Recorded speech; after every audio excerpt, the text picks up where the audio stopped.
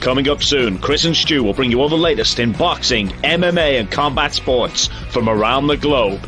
It's powered for TV's powerhouse, Big Fight Weekly, 100% live. Here's some of the best clips of Big Fight Weekly from 2021. Welcome, welcome, welcome. It is episode 2 of Powered 4 TV Big Fight Weekly. We cover it fast, quick, boxing, MMA, quicker than Phileas Fogg around the world in a hot air balloon, Chris. And here is my co-host, Chris Hume. How are you, Chris? Steve Coogan. Yeah, not bad. That's great, yeah.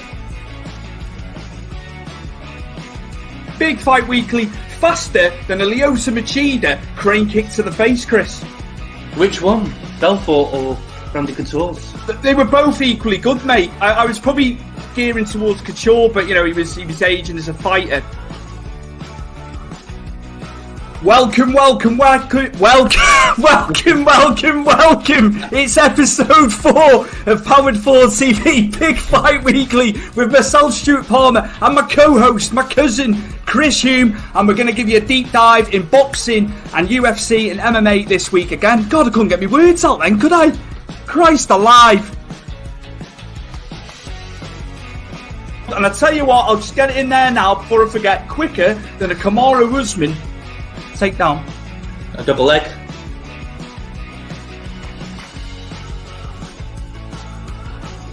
In a few moments, we'll be live in the studio with Chris and Stu.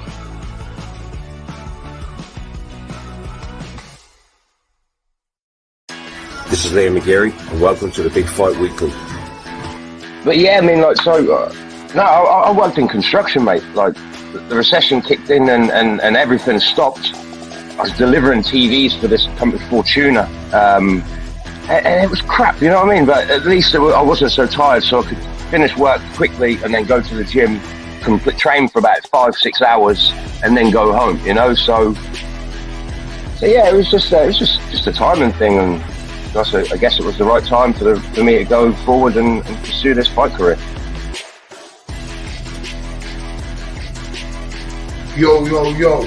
This is Stephen USSR Robinson on powerful.tv, a Big Fight Weekly for a special fight at Focus with Chris and Stu. Tune in. Boom!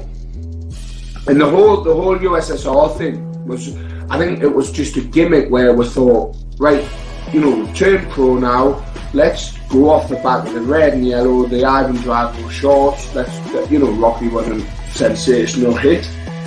And I've been called it now for sort of 6 years within boxing, so we just decided to go along with it and you know give it a go and see how it went. And it's worked well.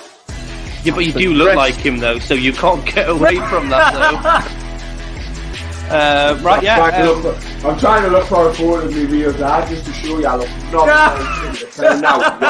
where my man must have been at a Comic Con back in 1990. Where Dolph Lundgren, yeah. Brilliant. He can throw a few punches here and there and not have that worry that someone's going to take him down, because you don't want to be, you don't want to be on top of him, or you don't want him on your back, because he's like an anaconda, and he'll find a way to submit you. And like I say, he's one of the best in the UFC with jiu-jitsu, and I think he's got most wins in UFC with submissions as well. It's an interesting fight, and it is really like a tale of Dustin Poirier's cardio, Dustin Poirier's heart, all that shit he had to go through with Conor McGregor. He silenced Conor McGregor, let's just say, in the last 2 fights completely, showed his heart, his desire, And even Chael Sonnen has chimed in this week as well. He's going for Woodley to win this. How do you see it going, Chris? Well, personally, I wouldn't go off what Chael Sonnen says, mate, because Chael Sonnen's record when it comes to prediction, he gets it terribly wrong. Somebody said that below, but yeah, I'm with Chael on this one, but yeah. I just think he gets it wrong all the time. So I'm Dave Faulkner. two-time World Submission Wrestling Champion, Tough 9 participant, World MMA Champion, and this is Big Fight Weekly. Well, 4 people had staff on the show at once, and it was very close for the whole show to get closed down. But then they brought in this ginger girl who was like a life coach, and she was she told us to use PMA, positive mental attitude, and she said to it, and I'll quote, she said, "If you tell yourself you ain't got staff, then you ain't got staff." And two of the American kids, get on this though, 2 of the American guys who had staff, we were going, yeah, I totally believe that, man. I totally believe it. They actually didn't have staff after 4 days or something. So it must work. Hey guys, this is Jake Cross, President of UK Fighting Championships and owner of Empire Grappling. You are now tuning in to the Big Fight Weekly. I can lean on them and they can lean on me, whereas Empire is just me. And I have a really bad tendency not to delegate. I like to control too much, and that's not because I'm a control freak. It's because if you can do it right, do it yourself, and that's sort of I just like live by that, and that's why it's getting to the point now where Empire's an animal. I have probably 60 staff on the day, which I can start to sort of lean on and delegate, but it all still comes back down to me. If there's a problem, it's there for me to fix. You're like the younger version of Vince McMahon, Dana White, Jay. Do you want to be referred to as the English Dana White? I've been referred to as the English Eddie, or the new breed of Eddie Hearn, which I would, if I make even 1% of what they've made, or even their success, I'll take that.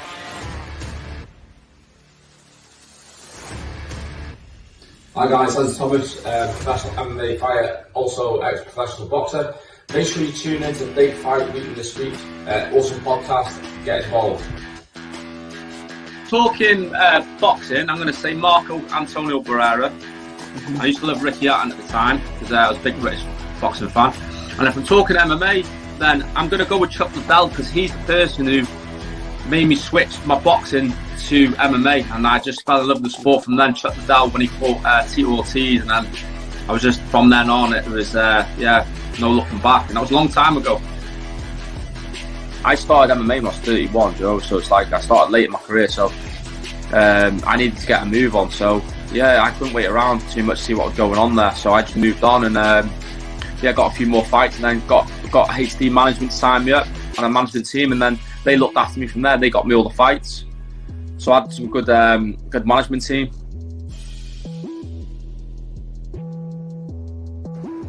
This is your boy Chili Willie, ECW original, everybody's favorite homeboy. And yo, you need to check out the Big Fight Weekly. Who does tougher training on the body? Wrestlers, boxers, or MMA fighters? That's a good question. That is. That is Chili. really a good question. That's huge, man. Wow, I would probably say MMA fighters, just because they have to not just deal with their hands and their feet, but they have to deal with the wrestling, the grappling. Yeah. Yeah, but it's been a good long ride, hasn't it? We've had some absolutely fantastic fights, along the way since we started the show. You've got to jump out and say Brett Thomas and his constant Jake and Logan Paul, comments for the whole almost 12 months of us doing this. So there's been some sure good highlights.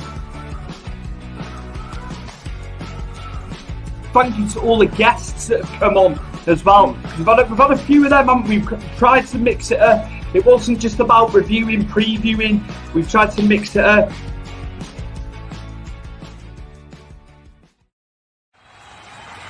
Ladies and gentlemen, it's time for all the latest fight action. Direct from Wales in the United Kingdom, 100% live, it's Big Fight Weekly with your hosts Chris Hume and Stu Palmer. I look into the mirror and all I see is failure staring back at me.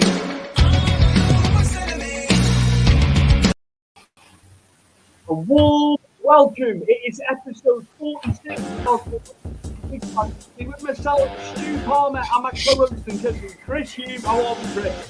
Yeah, good. Good. Oh, good. And a big thank you to Mike Angus for the ring announcing intro. I've not thanked him for that on our little video countdown clip there, so thank you to him. Thank you to Thank you to Evade Escape for the music as always as well. And yeah, Chris, we've got a lot to get through today. We'll be talking about UFC 271, which was fantastic, but we're going to start off with a grudge match, which has been talked about for years. It's took very, very long for it to happen, Chris. I'm talking like 8, 9, 10 years of this. They're going to fight. They haven't fought. They're going to fight. Yeah, it's on. No, it's not. And we're finally getting it, but is it too late as it's Amir Khan versus Kell Brook? Chris, what are your thoughts first and foremost on this? Well, they've had quite an interesting careers, haven't they? Parallels and winning titles in divisions. And I was watching something on it earlier today. There's someone made like a documentary, and they're using Sky Sports and HBO sort of videos. And I didn't know much of the history of why they hate each other so much. So it was quite intriguing for me to sort of get a sort of an insight to why has this become such a hated fueled sort of hate. I think it's like, as you say, I've watched like the fights, and it is quite a late in the time sort of fight, isn't it? This fight should have been made 5-6 years ago in their primes. Maybe longer, but yeah, it would have been better 5-6 years ago, no doubt, because they've had losses. All right, they've fought Golovkin and Sal Canelo respectively, Alvarez. So yeah, you can kind of take that. They've gone up against the elite. But this fight should have happened. I know we've said about it for weeks and months since it got announced, but this fight should have happened sooner. And, they're 11th and 13th respectively in the WBC as well. But, I just wonder what will be next for him after this. And I'm not sure who to go for winning it. I'm thinking Amir Khan, My head's saying Amir Khan. But I was a big fan of Kell Brook back in the day as well. He had some great nights at world title level. But I just feel Amir Khan's going to beat him. Who fought out of the both of them? Who's the last to fight? It's got to be Khan against. I'm trying to think if it was Billy Dibb last who he had, but I think it was Khan prior before Brook, after Brook. Sorry, but yeah, I just wonder what the hell's going to happen after this, because Conor Ben's going to hold some cards. If they want another domestic fight after this one, you look at Conor Ben and his standing. All right, he's been more active. We get that. But he's in more of the boxing boards, within the top 10, 15. Like he's ranked like 6th, 4th, 7th in the different boxing boards. So I think he holds the cards. All right, financially, they're going to have the pulling power. They're more well known. But I don't want to look past this fight. But I'm just wondering what will happen afterwards. But yeah, I think Amir Khan's going to win this, Chris. Is this in a stage for, like, say, for an example now? I'm not saying that the comparisons to these two fighters I'm going to bring up. But the whole sort of situation around the fight, is it much like Pacquiao and Floyd Mayweather, how that got dragged on for years and years and years? And by the time they finally sort of, got in the ring together, it was awful. It wasn't what people expected, They went at weights to fight different people as well. Do you know what I mean? They're not. It's not a cop out as such, because they fought people on the way. I know Amir Khan had a fantastic match against Maidana. Maidana. A lot of people said when Mayweather fought him the first time, they felt Maidana had won the fight, hadn't they? So Khan, we know he's got a bit of it. His chin's always been an issue, but he has beaten a lot of people. When you look through his record, I don't think he gets the respect he deserves. I think he's had bigger fights than Kell Brook's had, is what I'm saying.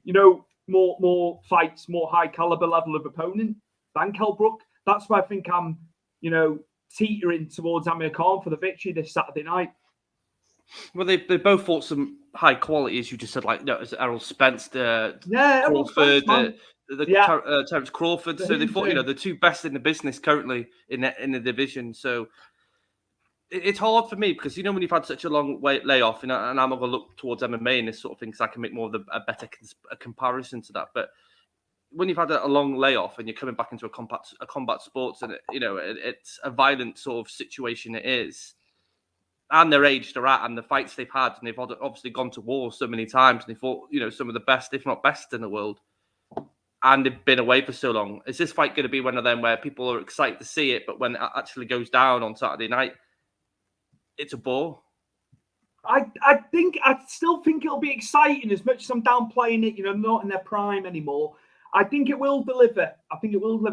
Cal Brook made a point as well. He said, I went straight into the pro game, really, whereas Amir Khan went through the Olympic route first, didn't he? Yeah, he did. He said, I never wanted to do that. So they've had two different trajectories in the early portions of their career. Because I don't know how many amateur fights Cal Brook had, himself. I'm sure he had a few, didn't he? But he was very young turning pro. I know Khan did the Olympics. Then he had a couple of amateur bouts, didn't he, before he went pro? So yeah, I'm trying to encompass it from both sides, really. But who do you think's going to win? I'll ask you. Out of the two, because I've watched him today, and they're very different, aren't they, in the skill set of how they set things up and how their movement and then obviously Amir Khan's speed, but then Amir Khan's got a really, really problematic jaw, hasn't he? Would you say a glass jaw? Because he does get hit, but he has been hit by heavy hitters. He has been hit by power punches, and he has been dropped. And Cal Brook isn't exactly a slouch in the punch and power department. He's not a knockout artist, but he can put him to sleep because it's that issue of, can he take a punch? And even at this age now, can he still take a punch? Is that speed Amir Khan, where when he was with Freddie Roach, where he was very elusive and he was on the outside, didn't he? And he was quick and he used his 1-2s, came in and then went back out again to avoid the shot. Can he still do that? I don't think so. Going back to the last fight he had, it was July the 12th, 2019, when he fought Billy Dibb. So we're talking, we're approaching 3 years. Let's say, just for argument's sake, it was 2.5 years.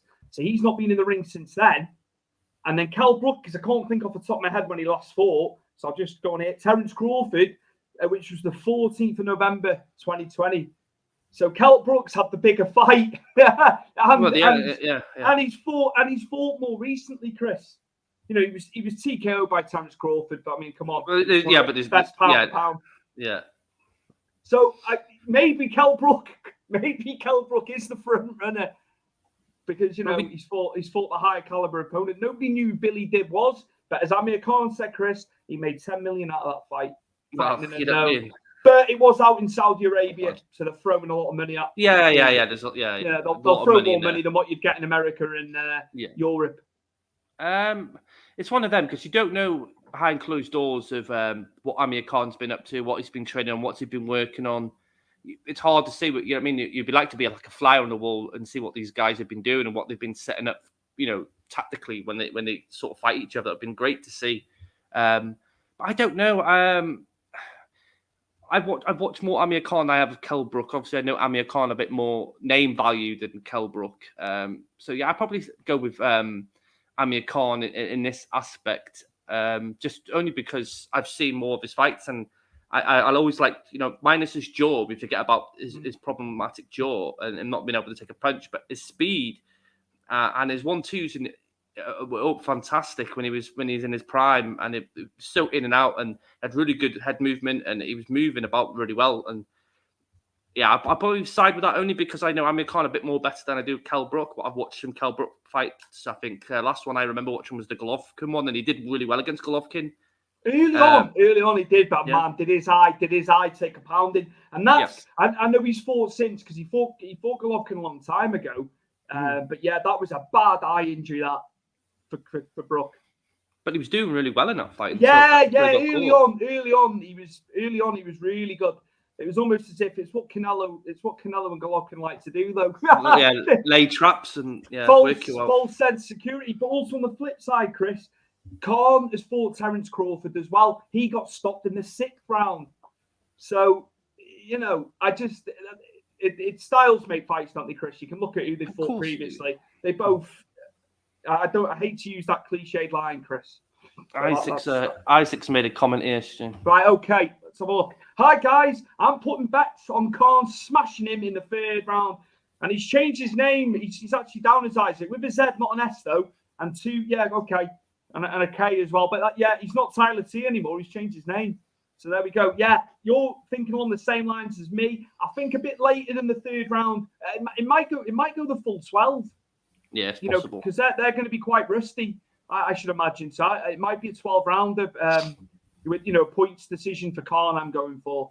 But they're going to have to work each other out as well. And you haven't been in any sort of combat sports situation for a while. You're having to sort of work each other out and see, what you're throwing, what they're going to throw, and they're countering it in between. I am looking forward to it. But it's just, I will go back to the fact, imagine what we could have had years ago. But, it's a domestic terror. We do them the best in the world. Like there's no question of that, and the crowd is going to be amazing in Manchester. So I am still looking forward to it, but they're just a little bit past the old prime, aren't they? This is why boxing needs to sort the situation out. And when you've got two big guys who are next to each other and want to fight, put them together. Stop holding it off. Just put them together. I think everyone would be happy in the boxing world, boxing community, if you could get two fighters, like this fight in Pacquiao, Mayweather, and Fury and Joshua, and get them sorted, get them done, get them out of the way, and then everyone's happy. And not having this if and buts, and then you're getting them, as you say, 10 years down the line, and you're thinking, yeah, you're excited because you want to see it, but it doesn't have the same sort of pulling power as it would have done 10 years previous. Testament to the two men as well, as I've said in previous episodes, because they sold the arena out in 30 minutes. So regardless of them being in peak, out of peak, they still sold 20,000 tickets. And also, people just remember this is on Sky Box Office. Yeah. Which a lot of people are like, why is this on Box Office? Yeah, it's one of them, Stuart. And I don't know if you have frozen or you are. I don't know. I think you have. I don't know. It's one of them, and I think it's like in regards to boxing that they should have put things together. Things have to be moved quicker, and so people get to have fights that they want to see. I'm obviously a big MMA fan, and when we talk about MMA on the show, it's like I prefer to see these fights get put together as quickly as possible and not having to wait as we're having to wait now for this fight to take place 10 years when these guys aren't really in the prime, and it's not as exciting as I think it is. If in my sort of say if I cross this now is say John Jones versus Ngannou. We know that John Jones is moving up a weight. We know Ngannou's a champion. People are desperate to see that get put together. It's a shame, obviously, right now, and yes, Stuart's gone, so it's just me at the moment. So yeah, you want to get these fights put together. This is why it frustrates me with boxing is that you're having to wait so many years down the line to get these fights put together, and you're not having that sort of satisfaction to see two guys in the prime go at it. I'm not sure how this is something that boxing really needs will sort out in the future. I think really somewhere down the line they need to sort of fix it and put it together so people are getting the fights they want and not having to wait. But that is what it is. This is why it's a bit different in MMA. You do get two guys fighting each other in their prime. There's problems with John Jones and Ngannou. I know last year they tried to put that together and it didn't happen. I think they both wanted more money. Obviously, this situation in UFC, and you get unfortunately people like Jake Paul are making the sort of situation loud, so people can actually see there's money issues in UFC where fighters aren't getting paid the value. You're looking at the likes of Ngannou, and if you went to boxing, if Ngannou was going for Fury, for example, he would be getting millions and millions of pounds, where in his last fight against Cyril Gane, he only got 600,000, and for a champion in UFC, that's, to me, it's disgusting, really. But if you look at it, if he fought Fury, you're looking at Ngannou would have been pulled in £5-6 million for the fight, possibly. But it's very frustrating, and I think Stuart's back now, so we can get back to someone who understands boxing more than I do. Hello, sorry about that. It's just clipped out the broadband, but it's all right now. I don't know what happened there, but yeah, I'm back. Sorry, mate. Sorry, I apologise. No, but yeah, just obviously we can close out from the boxing now. Yeah. So, Chris, who are you going for before we move on to UFC 271? I think I'll go with Khan. So that's me, you, and Isaac with Khan. We're unanimous on that one. But what I'll say on the flip side is I'm not going to cry any over spilled milk if Brook beat him. No. That's I respect Brook. I do respect Brook, but yeah. So we will look forward to that. Manchester Arena, which sold out in 30 minutes, and also Sky Box Office. How much is it from Sky Box Office? It's going to be that $19.95 price point, Chris. Why don't they just make it 20 quid? Why have to go? I don't know. I don't know. Round it up or make it 99 or something. But or better yet, make it free for people to watch on the telly, so people they'll get millions and millions, just like Boxer did the other week when they got 1 million people watching it. Yeah, that's it. I don't get why they don't do this. To throw in a freebie, get people enticed. I'd never understand why box office is still a thing in the UK. In America, fair enough, because in America it does its job. Even though I think the prices for say UFC's gone up on ESPN, which is disgusting, and I'm glad we don't have to pay 80 quid per pay per view. But it's ridiculous. It's well overpriced. I just think in terms of box office in this country, it's dead. I think these sort of fights, especially domestic tear-ups, as you would say in your wording, they should be live on TV. They got to put them free live on Sky Sports, not box office. Give it to ITV. Give it to someone that I mean. This fight would sell if it was not on box office. More so if it is what is on box office per se. But Are we moving on to UFC 271, Chris? And the main event, there's been a bit of controversy on the victor. I know you've got a lot. I know you've got a lot to say about this, Chris. And I've read a lot online. Some people felt Robert Whittaker did enough to win it. But yeah, 48-47, 48-47, and a 49-46, Chris. I don't know where he put that score at the third judge, because that was far too wide. 49-46. I don't know what fight he was watching though, Stuart, at all. Did he have like a blanket over his head or something? I don't. I've watched it again today, because obviously I watched it live and I stayed up for it on the weekend. But I had more of an idea now watching it back. Also, like I didn't really listen to the judges. I just saw obviously Adesanya got the victory, and I was a bit like, I don't know. And I've obviously been wanting to speak to you about it for a few days, because I felt in myself that this fight was closer. And I said to you last week, this fight would be closer. But watching it back again today and actually proper analysing the fight I feel like Whittaker won round 3, 2, 3, and 4. No, 2, 3, and 5. Sorry, I just think he won. I think the third round was close. But I think Adesanya won the first round because he dropped him and it was in control. The second round, I think you saw Whittaker use the takedowns, mix up, but I think he was striking more. The third round was very close. You could easily give it either way, but I think Adesanya might just pinch the third round. The fourth round, yes, Adesanya. I think I could. Did I get it right? Yeah. Well, hold on, I'll get back to myself. And then the fifth round, I thought Whittaker completely controlled it. Used the takedowns and the striking, no shoot to me. And I'm waffling and moving quickly here, but the striking comparison to Whittaker in Adesanya, and I don't know what the stats say, but in my eyes, and watching it, Whittaker was connecting more with his striking than Adesanya was. I felt like after the first round, Adesanya was throwing a lot of feints, not really connecting with Whittaker, obviously throwing some quite ferocious leg kicks and calf kicks to him. But other than that, I didn't see anything else other than Whittaker hitting him with a 1-2, or he was going with a straight jab, but he was connecting every time. And I didn't really see much striking in Adesanya. I didn't. I know people would say, well, when Whittaker took Adesanya down, Adesanya pretty much got up straight away. But you've got to go to a point where even if you're taking someone down, that should count as a point per se to the judges.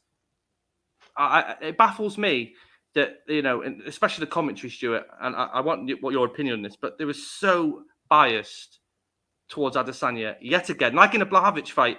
And they're making Bisping was on one of the big cards commentating as well. Because of Joe Rogan, obviously in Joe Rogan's situation, But honestly, it annoyed me because I felt it was so biased towards Adesanya. I don't think Whittaker they didn't speak about how well Whittaker was doing enough for me. And I think, Whittaker, I didn't think he struggled. I think he bettered Adesanya after the first round. I don't think Adesanya really laid the glove on him, other than the leg kicks. It baffles me how these sort of fights are given to fighters who are champions and superstars. But really, when you look at the fight they've lost, I can wheel these off for you. Let's say Covington and Usman, very good fight, very close, but I think Covington won the last 3 rounds. But you can still sort of give it either way. But yeah, absolutely. I think Garn beating Garnu. I think Garn got 3 rounds to 2.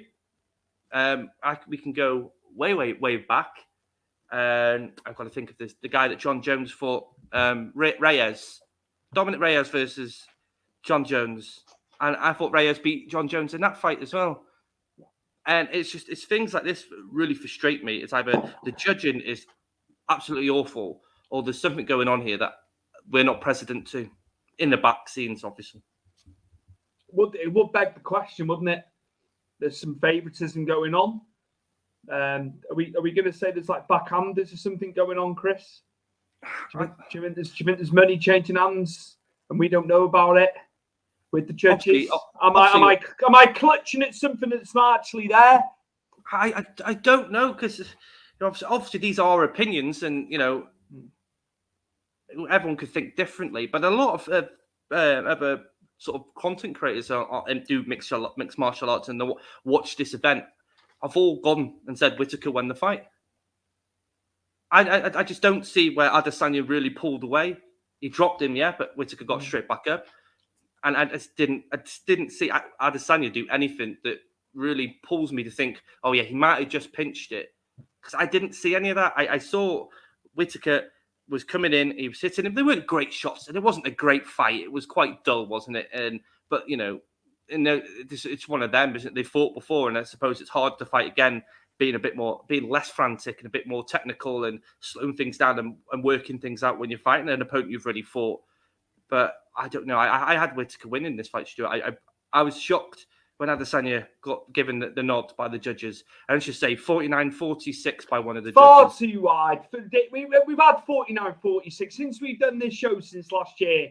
That 49-46 crops up a hell of a lot, doesn't it? There's no way, you can have it tight on a 48-47. I can kind of see it, but, either way of 48-47, because he was doing enough. He kept himself busy. Were we expecting a bit more from it? I think maybe, there was something was awry, wasn't it, somewhere? But do we get a third fight, Chris? Because Whittaker in the post fight has said, a third fight. Do you not think they'll go that route? No, because he's two down. I think obviously we'll get to Cannonier, after the co-main when we finish with this one. But obviously Cannonier is definitely the next fight for Adesanya, and I think that's June. They're looking at, I think, which is International Fight Week, isn't it? I don't know. It's hard for me because it's like, can you sell another fight between Adesanya and Whittaker? Even though I think I'd imagine majority of MMA fans would agree that Whittaker won the fight. I don't know. People that are watching this right now, I'd love your comments to see what you thought about Whittaker and Adesanya. And did you think Whittaker was robbed in this fight, or did you think Adesanya, won the fight the way the judges thought he did?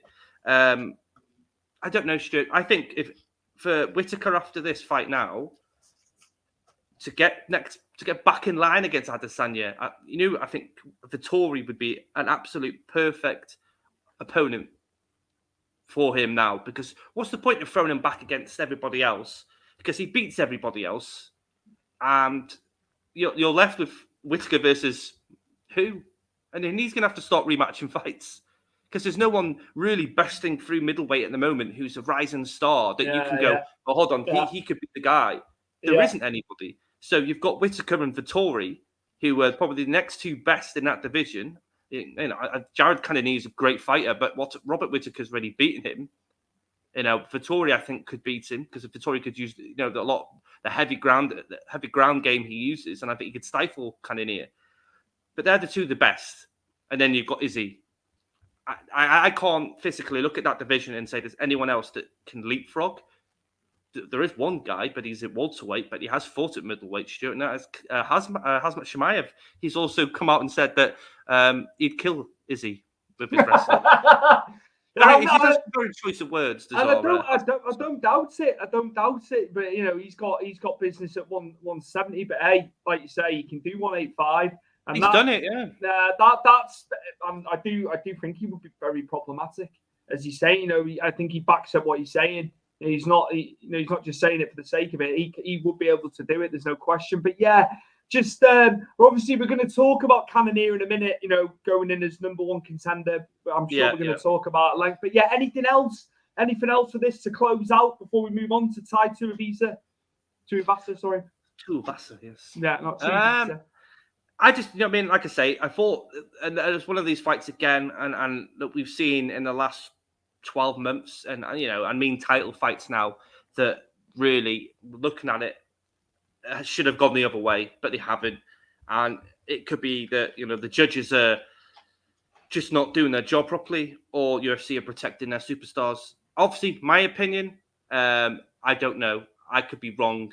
Adesanya has won the fight, and he's done it as what everyone thinks he's done it. The judges and the biased commentary of UFC. I personally had Whittaker, and it's horrible to think a guy like that who clearly won is now back of the line, and really he's got nowhere to go at the moment. It's a shame for Whittaker. That's what I'll sort of end this on.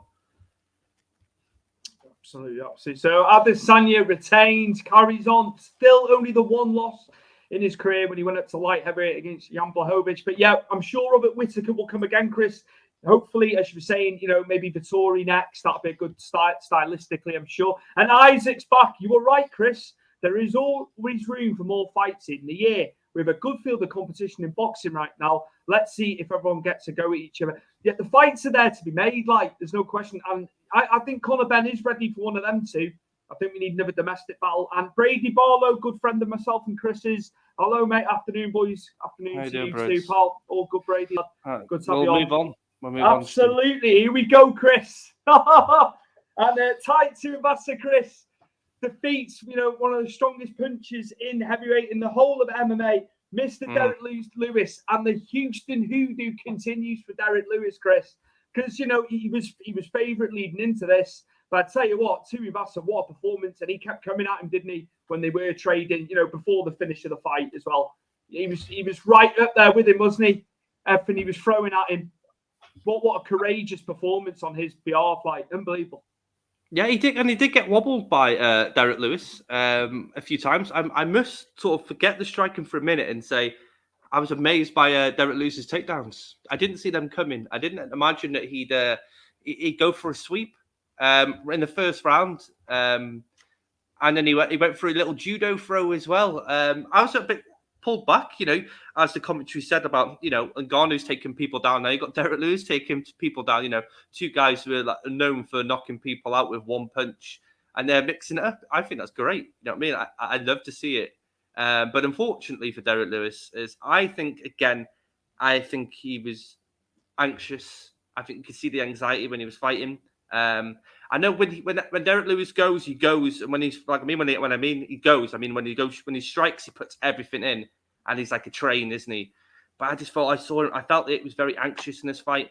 I think he was finding it difficult again in Houston to sort of fight amongst people. I don't think Derek Lewis should fight in Houston. I think he can't handle that pressure. I could see it in the fight. It was very sloppy because when he was coming in, he was getting caught by Tuivasa because Tuivasa was setting him up when he was coming in, and he was trying to clinch work with him. Those elbows were alarmingly there on show before he got knocked out by the elbow up against the cage via a clinch. But yeah, he survived quite a beret of shots. Did Tuivasa in the first round when they were getting up, and then in the second round again, he got caught. But he was rattled, but I don't think he was wobbly. What the turning point here is when Tuivasa actually connected with Derek Lewis. Derek Lewis was wobbly all over the place, which I wasn't expecting that. I thought it would be the other way around. And obviously, at that point was the end game for Derek Lewis because he got him against the fence. He actually had the clinch work. He was in control of the clinch against the fence. Gets turned round, and that elbow from that picture, and I'll bring it back up, Stuart, because this is the kill shot right here. And bang.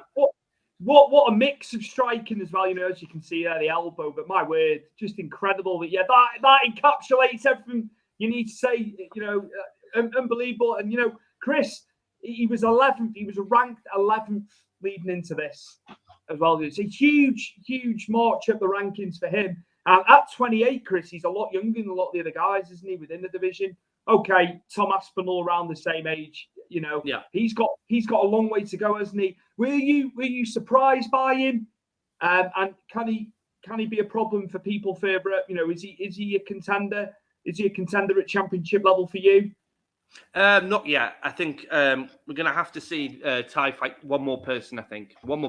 But I've heard. I don't know if it's official yet, but I've heard that Ngannou's expected to be out between 9 and 10 months. I don't know if that's been officially announced yet, but from what I've been reading, I've been speaking to some people.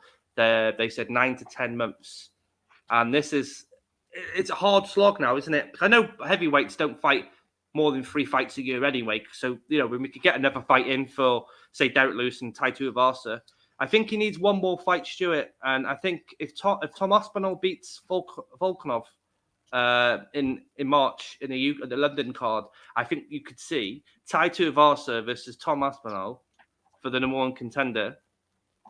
But also, I did say to you last week, the rumor is that Miocic and John Jones are going to be penciled in, Stuart, for a fight, which is long overdue for John Jones at heavyweight. So that could scupper anything, couldn't it, really? Absolutely. So many options in that division. Curtis Blades would be a good fight for... absolutely. Hey, he's booked up. He's booked up now as well, though. Don't count him out. He's another one on his night. He's devastating, isn't he? He's a fantastic. They're all fantastic. They're all really good to watch. And we love a knockout, don't we? We love a KO. Yeah. So after the main event, it was nice to see a KO in brutal fashion. But I think he was wobbly. He was wobbly at that point. When he tried to clinch up, because obviously he clinched up to sort of save himself. But I just, like I said, I think Derek Lewis was struggling in that fight. Not the fight per se. I think everything around him. It was like Cyril Gane all over again. Yeah. I think Ty sensed blood, didn't he?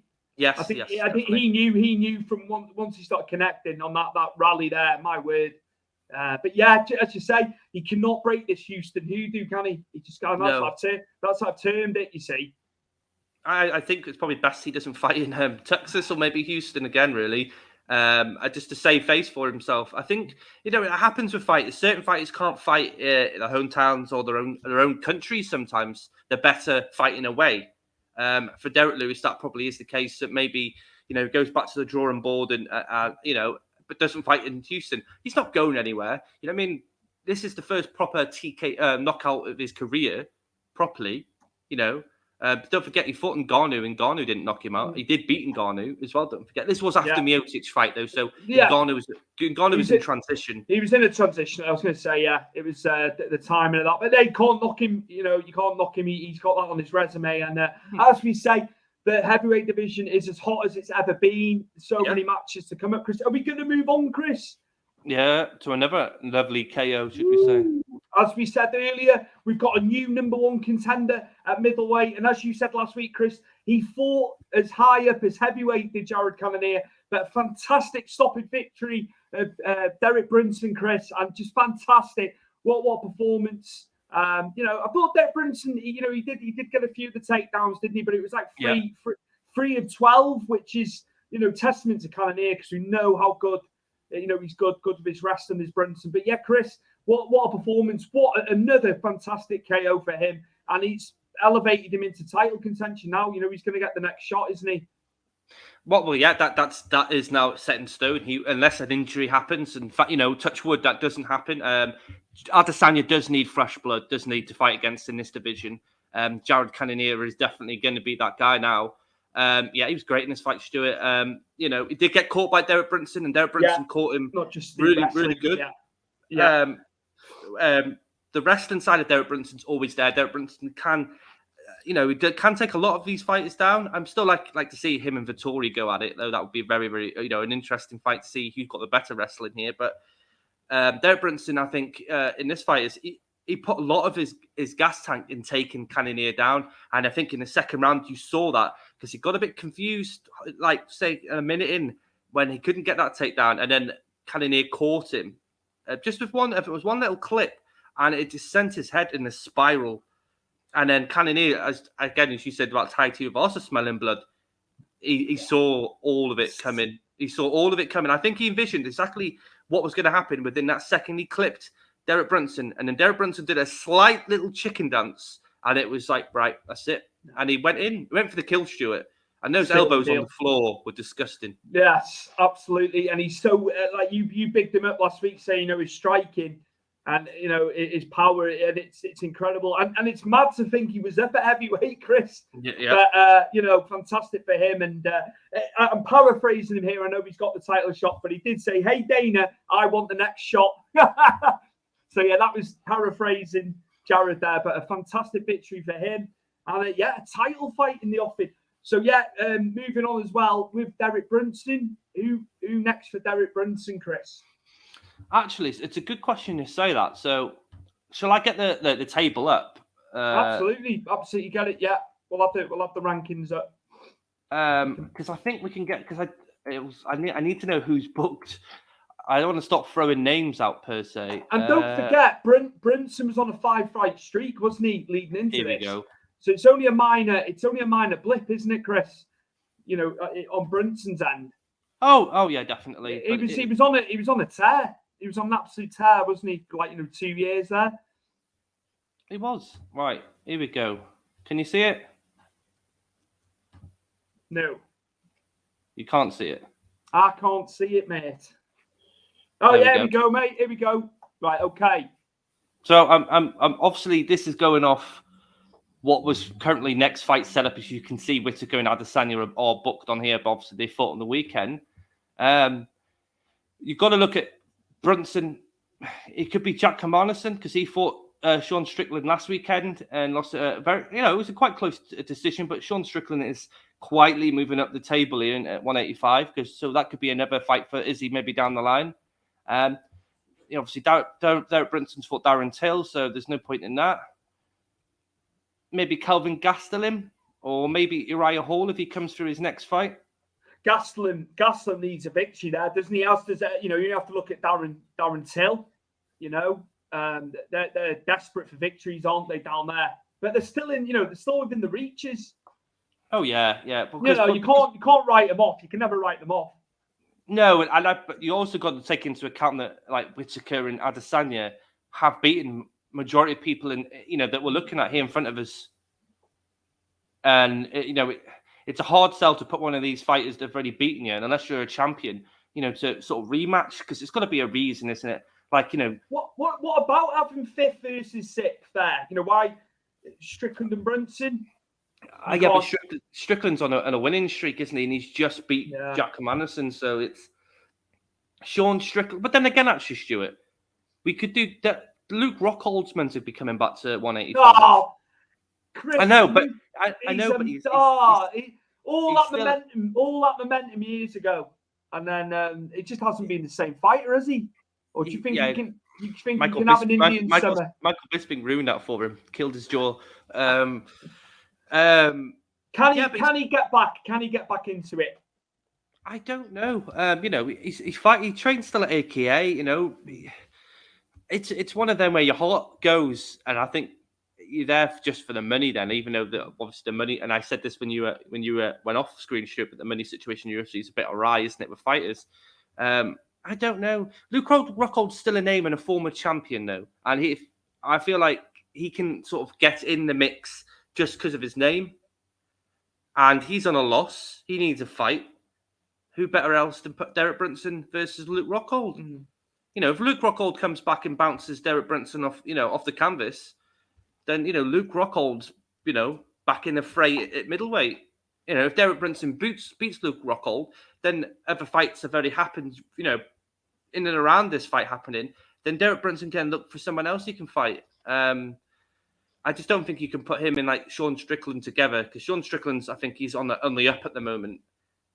And I think the likes of Sean Strickland, I don't even know where he's going to go, actually, because there's so many fights that in that division are on a losing streak to ones that are on a winning streak. Do you know what I mean? You could give Sean Strickland... It's got to make sense, hasn't it, in a lot of respects?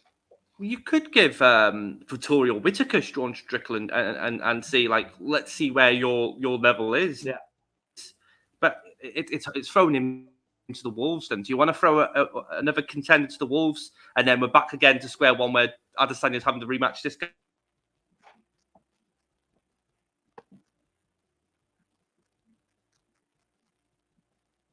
I don't know if it's my connection or yours.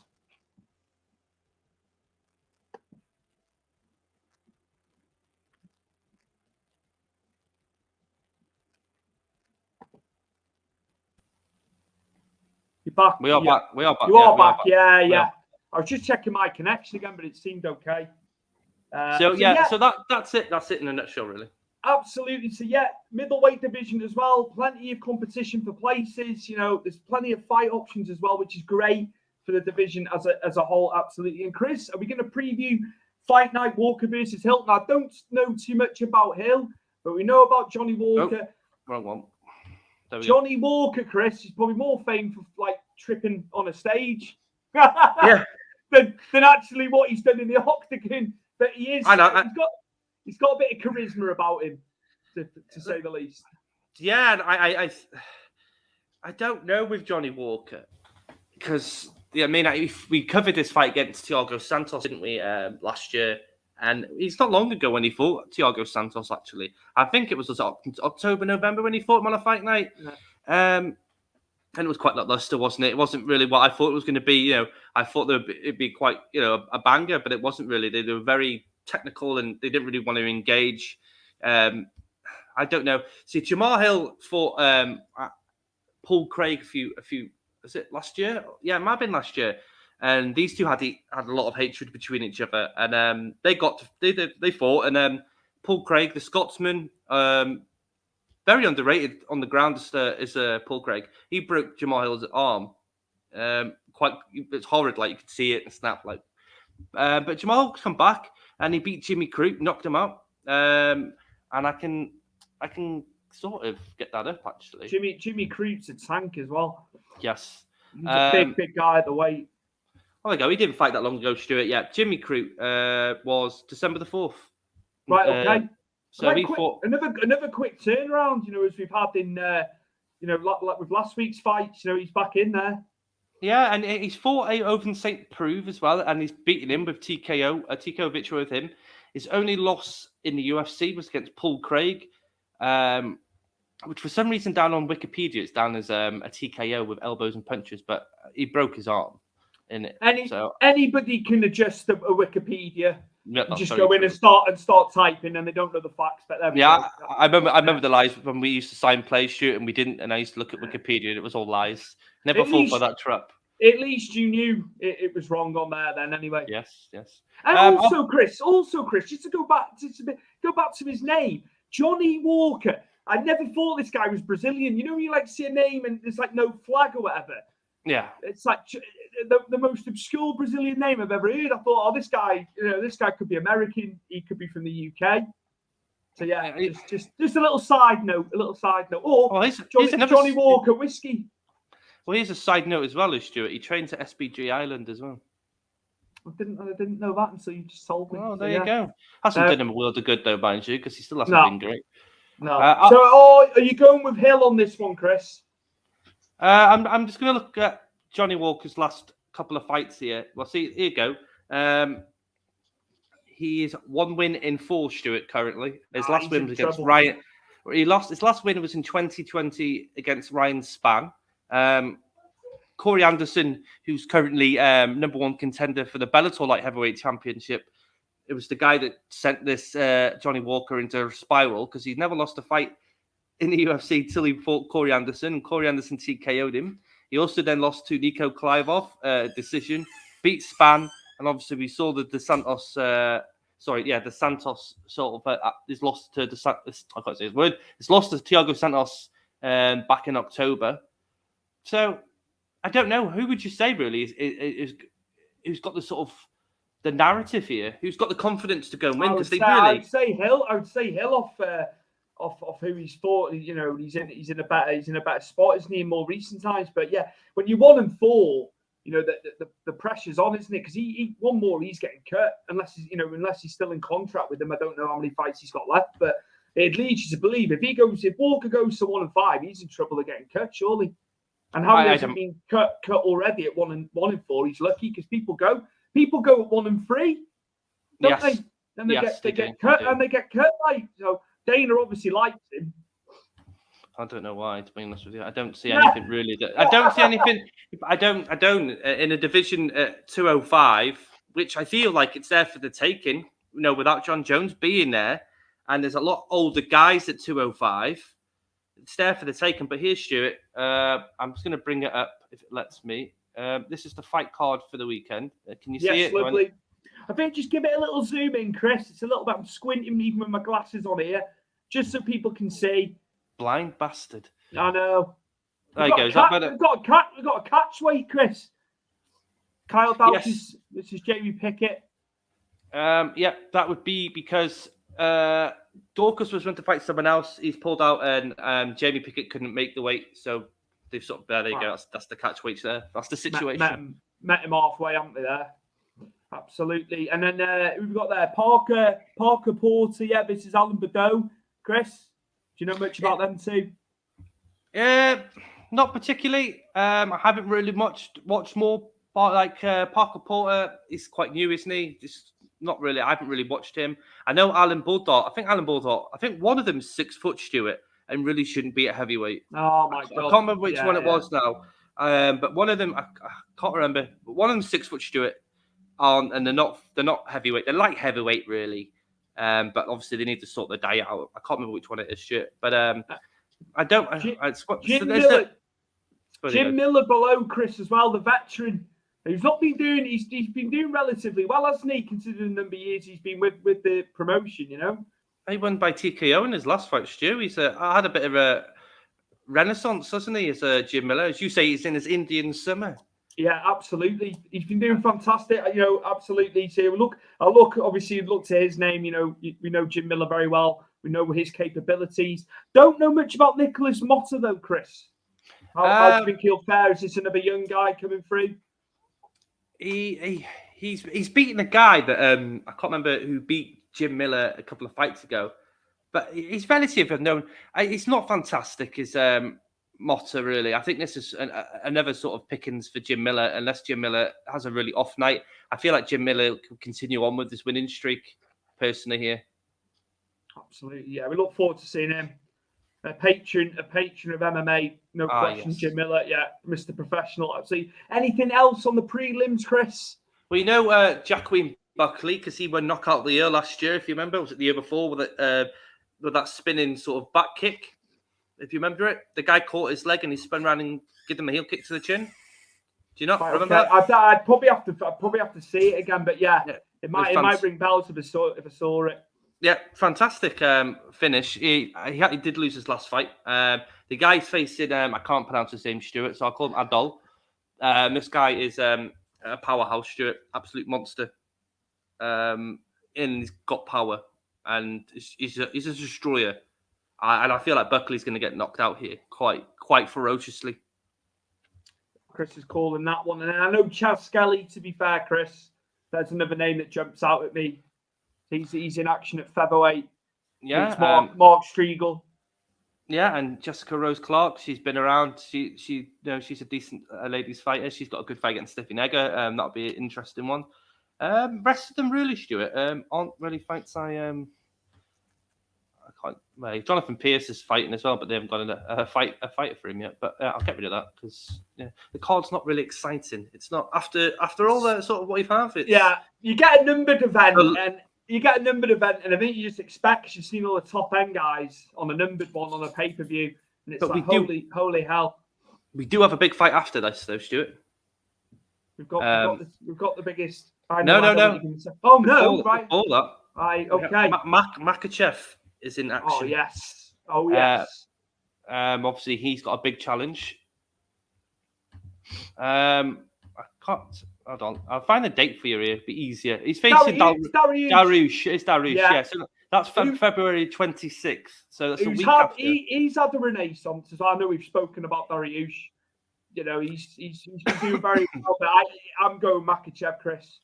It's an interesting one, isn't it? Because we're getting with Makachev. This is his biggest challenge to date, isn't it? An interesting sort of style, because Dariush, you say, he's on the up. Dariush has been knocking at the door. He had a fantastic win against Tony Ferguson that really pushed him. And obviously, Tony Ferguson's on the way down, but Tony Ferguson's still a name. So if you can win against Tony Ferguson, it's a good lift off in that division for yourself. And then that division is just getting packed full of savages at lightweight. One was considering think about, where does Conor McGregor fit in all this? Once he comes, I think I can't see him. being anywhere. To be honest with you, mate, it's just too long out the game, and then these guys are just living and breathing it, aren't they? Getting training, getting fights, and he's just not active enough, is he? And we've seen he's struggled. So, I don't know where McGregor fits into it at all. I really don't. Maybe someone further down, but yeah, the top 10, the top 10's absolutely stacked, as you say. So yeah. Anything else before we move back to the boxing? And after that, Stuart, it is Covington versus. Yeah, is that March the 8th? That's March the 8th, isn't it? I'll get that up. I'm sure I heard that. Get that up for you now and have a look, mate. My ears were ringing when I heard that. March the 5th. March the 5th, sorry. I wasn't far away, but yeah, 3 days out. The card so far is relatively decent. Obviously, this weekend's card was meant to be Adesanya versus Fiziev, but they've moved that fight to this card because I don't think Diaz and Poirier is happening because that was rumoured for this card as well. So it was meant to be Covington and Masvidal is the main, and then Diaz versus Poirier is the co-main. But obviously, I don't think that's come to fruition, sadly. But you have Espen Barboza versus Bryce Mitchell. That'd be a great fight. Kevin Holland versus Alex Oliveira. A very interesting fight for Kevin Holland because he really needs to get back on that winning trail, doesn't he? He desperately needs to get it. Other than that, obviously fights are still to be announced for that card, so I won't say too much just in case we get something else. Later down the couple of weeks. Plenty coming up in the coming months for the UFC then, and we're going to go back to the boxing and Saturday night's event. Matchroom, we're back on the zone. We were at the Alexandra Palace in London, the Ali Pali, where we see the darts every year, and fantastic turnout, Chris. It was packed. It was packed in there. They're all on like low level, really, like floor seating. I did notice. But it looked totally different how it's set for the darts. But yeah, it was good to see him back on there. Chris, you went for John Ryder to win because I went for Danny Jacobs, and you're the victor along with John Ryder there because he stunned Danny Jacobs. Danny Jacobs was doing really well early on. I felt he was boxing well behind the jab, but John Ryder, I thought he's struggling here, but it turned, and I think him being at super middle and being accustomed to super middle did help him as that fight went on. Danny Jacobs had to come up a weight, hasn't he? And John Ryder, fantastic to turn it round. Like round 6, round 7 onwards, it was great to see. And a split decision victory. It was 115, 113 times 2 for John Ryder, and then a 115, 113 for Danny Jacobs, Chris. So yeah, split, but a fantastic victory for John Ryder, who will have Canelo waiting in the wings. But as we said before, Canelo is looking into light heavyweight. So we don't know when that fight's going to be made. But John Ryder's got a huge fight on his hands, when he gets to that. And he was thinking about quitting off the back. If he lost on Saturday, he was looking to be quitting boxing. So he's done fantastic. Glad he hasn't. The floor is yours now anyway. I'll let you have a little bit on this. I only watched the highlights, so I only watched like 8 minutes or so of this today. I see when you said it turned around, I think was it round 5 and 6 where it spun to Ryder, but I thought like Ryder pulled him into a sort of fight that Jacobs didn't want. Where Jacobs, as you say, was behind the jab and he was really good at those combinations to body, head, body. But it was very tight, wasn't it? Like a phone booth. But I think from like round 6 onwards, Ryder turned it into a dogfight, made it like really rough, and was dragging him into deep waters. I don't think he wanted to be in that sort of rush, frantic, sort of like being in a hell, isn't it, for him in that sort of fight where you're all more of a technical and you pick your spots. Ryder was just coming and throwing everything at him, but the kitchen sink. And I think he fell into that sort of just a fist fight then, didn't he? Where sort of combinations and techniques sort of fell out the window and it was who could hit first. Head movement was sort of still there because they were slipping quite a bit of them, but I think he fell into that trap that Ryder made him do, and it was throw all this sort of his skill set out the window and fight Ryder's sort of style fight. And you saw them. Ryder got confident, didn't he? And he was catching him quite a fair bit, and he was chasing him down. I loved it, Stuart. The ring would go and he'd come in and pop a straight right into his face immediately. He might miss half the time, but the ID was there. Constantly going, mate, constantly going. It was just, what a turnaround. I couldn't get over it, really, because I thought, Danny Jacobs has got this. I really felt I couldn't see him getting back into it. But what heart he showed, and I think Ryder said about Danny Jacobs, that veteran instinct that he had, fighting at the lower weights. He did find it tricky from what he was saying after the fight. But another point with Danny Jacobs, he beat cancer in 2011. He's a cancer survivor, and they said he wouldn't box again. And then he came in, he became a 2-weight world champion off the back of it. So it'd be interesting to see what happens with Danny Jacobs now, whether he calls it a day or maybe he goes back down to middleweight. There might be some fights from there. So it'd be interesting to see what happens to him. But yeah, John Ryder is mandatory to Canelo now, which is just a huge, I bet he's elated with that, the way the fight swung. Oh, no, most definitely. But, you're fighting Canelo next, and it's like, you're excited to fight this guy because he's one of the best in the world, isn't he? And I think, that excitement comes out your arse as soon as you step in the ring with Canelo. And as you say, you'll let you think that you're getting some momentum there, and you're beating him to the punch, and all of a sudden he turns it on, and then you're on the canvas. Absolutely. That's what happens, though, isn't it? John Ryder's got heart, and like we said last week, against Callum Smith, a lot of people had him winning that fight. He obviously was the loser on the night. But he's got tremendous heart. You do need the heart as much as you need your skill. And like you said, Chris, he's gritty. He's a gritty fighter. If he needs to go at you and have a bit of a trade-off, he'll do it. And just so positive, coming forward there, because he was behind. He was behind, and he did so well. Yeah, fantastic performance. Chris, I want to make a special reference to Jody Fleischer as well, the Essex-born fighter, because 3,000 of the tickets were sold by him through friends and obviously people that are following him. And it was his 5th pro fight of his career. Right. Even people travelled from Exeter because he was in university in Exeter. So what a story that was to sell 3,000 tickets. And they could have sold more, so his dad said as well. Well, that's just fantastic, though. Really, that you can go and do that.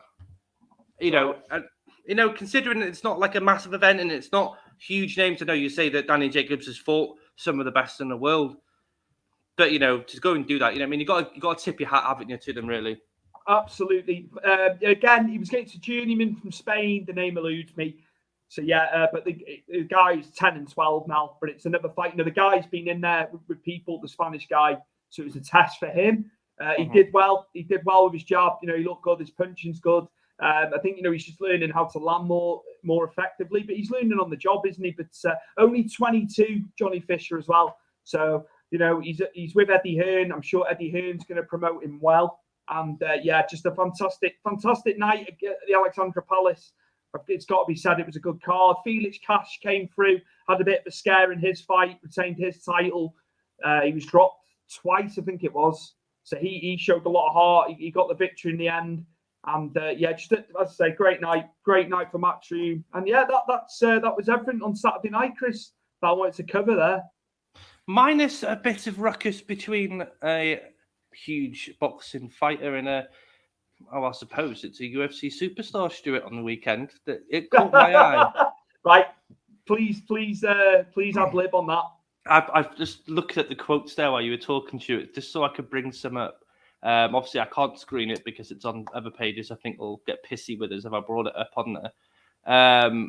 So basically, Conor McGregor and Tyson Fury were going at it on Twitter, Stuart, which surprised me a bit because I always thought they weren't best friends. They weren't friends per se, but they got on with each other and respected what they did. And I remember Fury when he was sort of hinting at coming in the UFC and he was going to train with Conor McGregor, and Conor McGregor was offered to train him.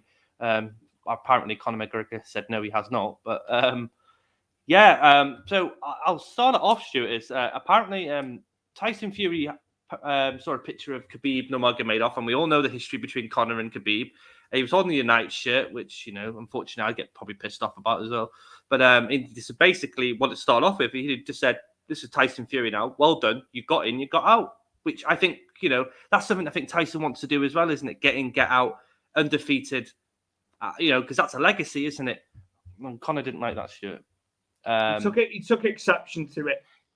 This is the quote back is, "Up the joices, Big Joe. You bottled it with Billy Joe's Dar," which obviously is his dad. What were you doing there? You left him. You've assaulted, you twat, done nothing.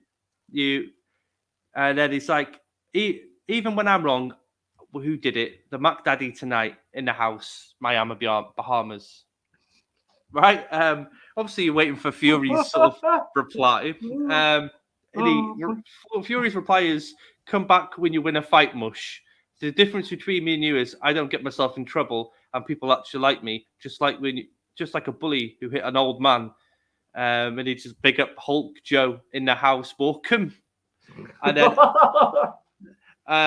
he has got him there because that's factual. That's very factual. What you there. He then repeats after this, and this is Fury again. Conor McGregor has done more tapping than MJ's old dancing shoes. He's not wrong. He's not wrong. He's got him by the proverbial short and curlies there. And Conor's deleted this tweet now, but he wrote back only three times, Billy Dar. Now who's tapping on the teak of my yachts? Big crystal, full proper 12 in the pour. Lambo one has a carton fiber teak. What the fuck's a teak, Stuart?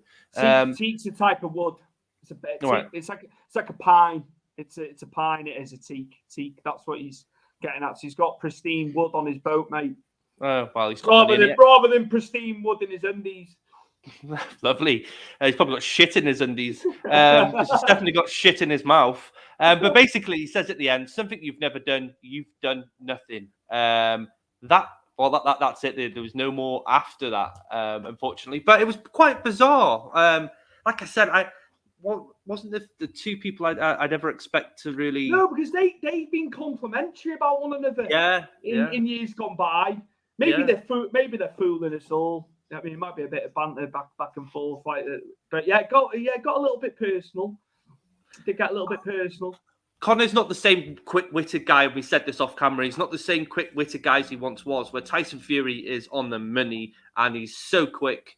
But whatever he said to Conor McGregor is pretty much true. It's factual. It's factual. The old man getting hit, that happened. The tapping. That was the best one. That was the best quote. Old MJ's dancing shoes. There's not much you can say. No, because it's there. It's there. There's footage. There's footage. So he's screwed on that. Conor again though, his only come back to that, Stuart, is I've got fucking money, which he has. But Tyson's got money, not to the level that he's made his fair share. He's made more than enough where he's been able to donate to charity as well.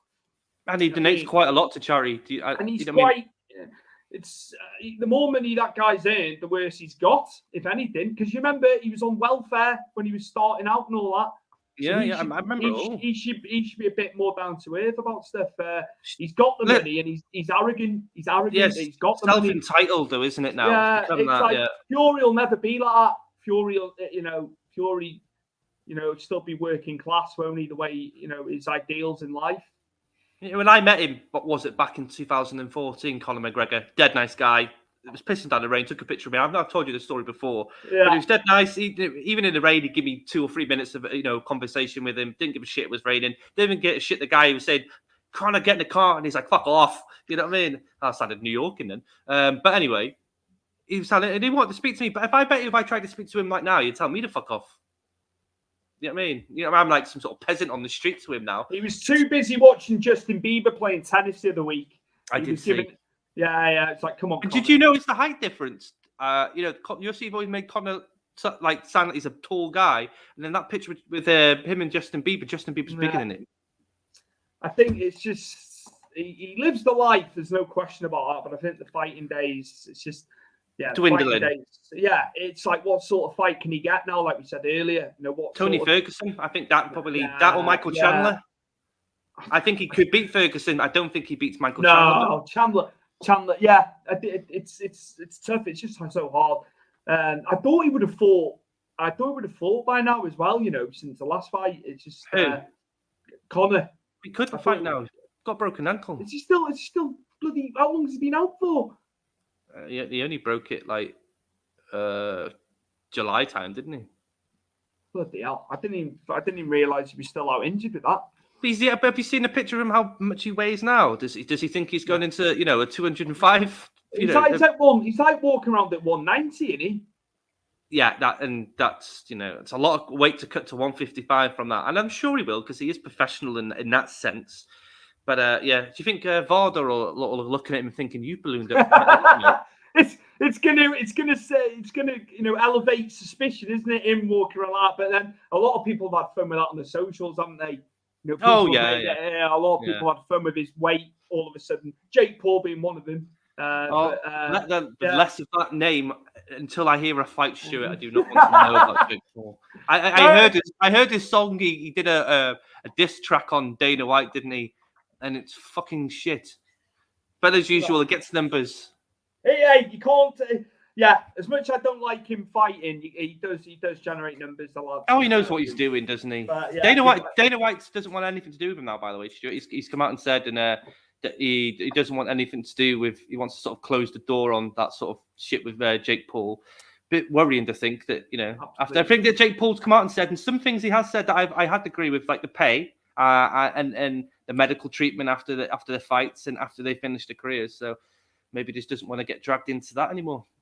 That was a nice little end piece there, Chris, that you put in. That was good because obviously it's been happening, recent. So that was very. No, I did enjoy that. Some of them quotes are brilliant, absolutely brilliant. But don't have a war of words with Tyson. I think that's the thing he's got to learn there. And the fact he's deleted one of his tweets as well says enough to me that he's been defeated verbally. I don't think he shut Conor up though. He's someone that he'll come back and do something stupid, or maybe he'll go and have another fight with MGK at the fucking awards show. Oh God, he only wanted a photo with Megan Fox, didn't he? Yeah. Oh God Almighty! But hey ho, yes. There we go, Chris. Anything in closing? Any news? Any news for the viewers? I'll say this. I'm speaking to Lee McGeary about coming back on the show. I'm just waiting for him to get back to me and Stuart. But I think we might have Lee McGeary on maybe next week, but if possible, the week after that. But you'll get all the pictures and all the sort of times when we sort of nail down Lee McGeary. So Lee McGeary will be our next guest when we sort days and times out. So we can speak about everything else that he's been doing since we last spoke to him. Lovely, former Bellator champion Lee McGeary, who we've had on before, obviously based in Hawaii, but UK born and bred. Doesn't get enough credit. Doesn't get enough credit for his accomplishments, I don't think. He did very, very well. He did very well, but as humble as they come. It's brilliant. It's a lovely, lovely bloke, and we look forward to that, Chris. Hopefully, you can get that penciled in the coming weeks. And I'm down at Cheltenham this weekend just to go on a side note. So Tajiri, the Japanese buzzsaw, he's flying in this week actually from Japan. So we've got Tajiri on the card. This is Jody Fleischer. Jody Fleischer, one of the most underrated high flyers ever. One of the best wrestlers UK have ever produced because, they went over to America, him and Johnny Storm doing the high flying and all that, and they were ahead of their time. And Jody's been a guest on the podcast as well about nearly 2 years ago now, bit less. So they're in the main event, and Franco Varga also, he's on a 3-week tour at the moment across the UK. Another former guest, he's on the show as well. So look forward to that. And there's a few others that have been on the pod as well that are there. So looking forward to that. Iconic venue as well, the Cheltenham Town Hall. So a typical British, lovely, lovely venue by looks of it. So I'll be doing some live videos before the show, I think. And looking forward to it. Oh, but what are you doing there? What are you doing with the show? Commentary I'm on. And then Mike Angus is on ring announcing as well. So I'm going to get to see Mike. Not seen Mike since Christmas, I think it'll be, since we last bumped into one another at the last Superstar Pro show. So, looking forward to it. Just a 4.5 hour journey on Saturday and then the same on Sunday. And you'll be rough. But I hope not. You'll be rough, lad. It depends how much I drink with Ant, because obviously Ant, Sanj and Kev are coming down to watch the show. Can people still get tickets for it if they want to go? There's still tickets available. If you go to Cheltenham Town Hall, they're being sold directly through them. So there are still tickets available for the show, and there's a meet and greet as well. So you can meet Tajiri and the other guys that are on the card. I think everyone's going to be involved in the meet and greet. But that's £15 so it's not too bad. You're getting a lot for your money. But yeah, that is World Pro Wrestling All-Star Extravaganza this Saturday. So looking forward to that. And yeah, I think that's it, isn't it, Chris? Till next Monday. Till next Monday, yeah. We'll break down obviously this weekend's UFC. Brook and Amir Khan. We'll have the review of that, or our thoughts and feelings of whoever won. We then look ahead, don't we, to Dariush and Makhachev. Hopefully, then we'll have Liam McGeary, or maybe we can get Liam McGeary to give us some sort of thoughts and feelings between Covington and Masvidal. I'd love to know what a former fighter thinks. I think we need to, because we've obviously had a lot of history on him, so we're not going through the same stuff with him. I think that's a good shout to get his opinions on what's happening with them too. That'd be brilliant, in a fight sense, and what it takes when you're in fight week as well. It's all the psychological side, isn't it, as much as the physical? Oh, definitely. And, there's going to be mental warfare between them two. Also, Stu, before we end the show, I don't know if you've seen it, but I love the promo that UFC put for Masvidal in Covington. It was really good. I have seen it. Really good promo. Yeah, really good promo. It's going to be amazing. But, they were so close. Can't wait. Now they hate each other's guts. It's mad. It's madness. But, yeah, that's life sometimes. These things happen, rifts happen, and that's it. But yeah, we will be back next Monday. Not sure on the time, but we'll be posting. Yeah, we'll let you know. Chris will schedule it, and yeah, we'll see you on Monday for a week on Monday, should I say, for the next one, episode 47 of Powerful.tv Big Fight Weekly. I've been Stuart Palmer. I'm with my co-host and cousin Chris Hume, and we'll see you next Monday. And make sure before I go here, you follow us on the socials. It's all in the description down below. Well done. All our socials. Absolutely. Come and join the conversation. We can still speak after the show's finished. Believe me, I'm up for all conversations. Well, not all. That's a bit weird. Not all of them. But hey, anyway, I'll see you next Monday. Take care. Take it easy.